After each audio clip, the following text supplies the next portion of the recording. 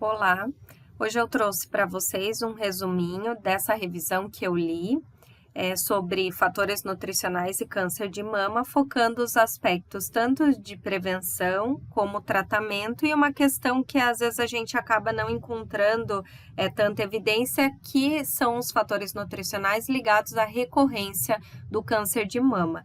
São autores italianos que levantaram a revisão da literatura dos últimos 10 anos. É um artigo bem interessante, está disponível na Nutrients agora em 2019. Eu acho que alguns pontos são bem claros quando a gente fala em prevenção e câncer no geral e também câncer de mama, mas durante o tratamento e pensando na recorrência, eu acho que são aspectos que a gente ainda pode trabalhar e conhecer mais. Então, eu trouxe aqui no sentido de dividir com vocês, e se vocês também conhecem, vocês me contem depois o que vocês já trabalham nesse sentido. Dividindo aqui a apresentação, a gente pode falar do sobrevivente rapidinho de câncer de mama. Eu achei interessante trazer que o risco aumentado para a recorrência da doença, ele ocorre mesmo após 20 anos do diagnóstico inicial. Também traz consigo que um aumento do risco da recorrência também traz um aumento do risco de ganho de peso.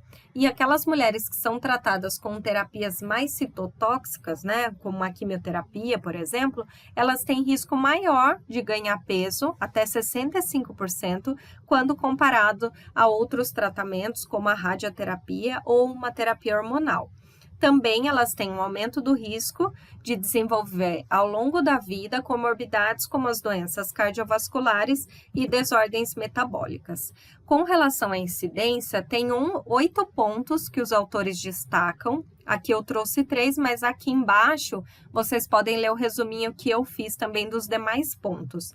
Nesses primeiros eu trouxe o IMC, que eu achei que é um dos itens que a gente já trabalha, mas aqui eles trazem dados interessantes de que um aumento de 5 quilos por metro quadrado, né, no índice mesmo, no IMC, ele aumenta a mortalidade para câncer de mama.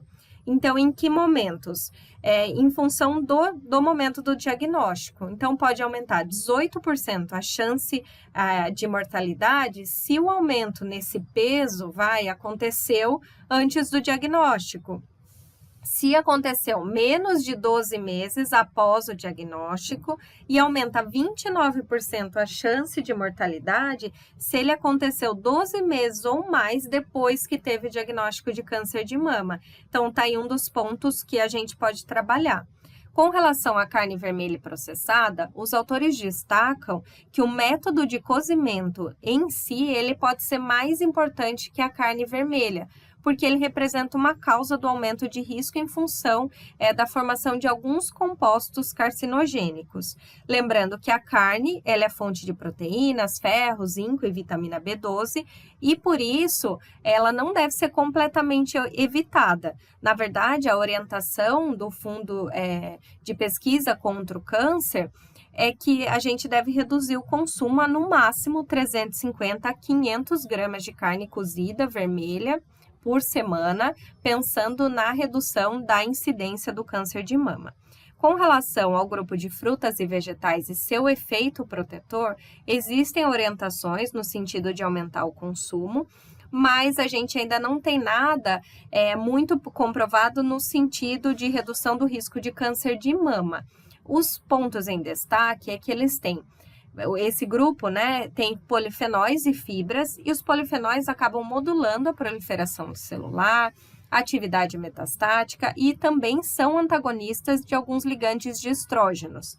As fibras também se ligam, né, elas podem se ligar aos estrógenos e assim reduzem seus níveis séricos, melhoram também sensibilidade à insulina e reduzem ganho de peso, consequentemente, tem relação com a redução do risco de incidência. Mas aqui embaixo eu continuo o resuminho para vocês. E agora falando durante o tratamento, eles destacam 4 pontos: ômega 3, chá verde, vitaminas e minerais e jejum. Para o ômega 3, eles falam que provavelmente muito em breve a gente vai usar como adjuvante na quimio e na rádio, porque tem já vários estudos falando de melhora da qualidade de vida desse paciente. mas os estudos ainda mostram, eles trazem alguns estudos interessantes, porém muito pequenos, mas que falam de variações desde 1,8 gramas de DHA a 4 gramas da junção de EPA e DHA por dia para pensar em alguma ação, ou em sobrevida livre da doença, ou inibição de reabsorção óssea. Com relação ao chá verde, as evidências são insuficientes.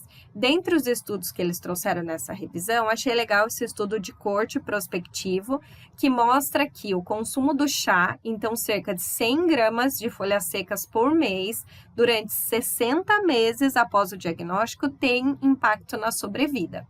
Com relação a vitaminas e minerais, eles ainda apontam que a gente precisa de mais ensaios para garantir a segurança da suplementação durante a quimioterapia.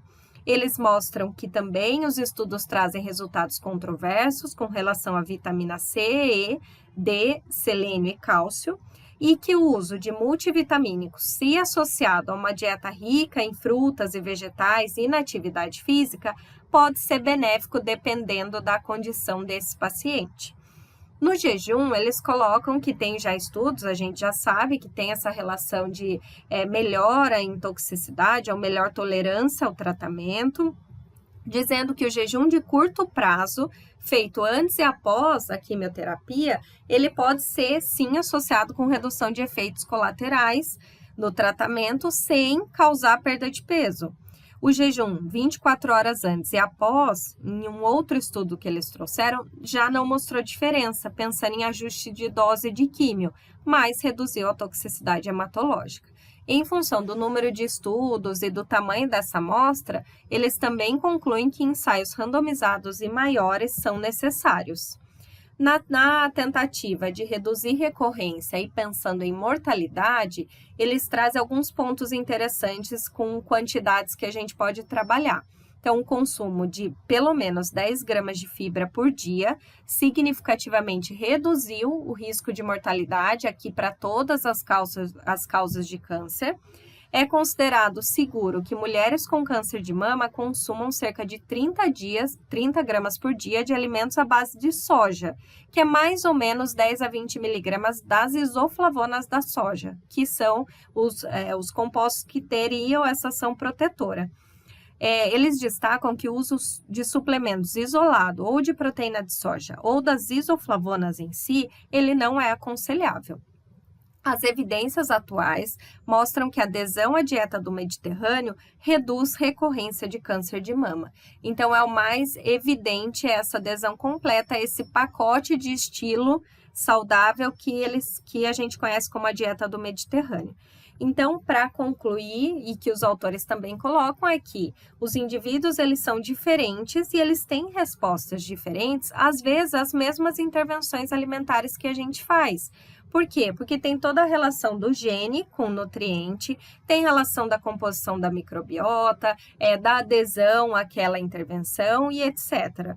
Então, aqui a gente deixa a dica de que é interessante fazer uma intervenção personalizada e considerando sempre o mais possível, né, o mais próximo àquele estilo de vida saudável. E, lógico, com orientações baseadas em evidências. Então, aqui esse estudo trouxe algumas delas para vocês e aqui embaixo tem o resuminho completo, se vocês quiserem olhar, tá bom? Muito obrigada!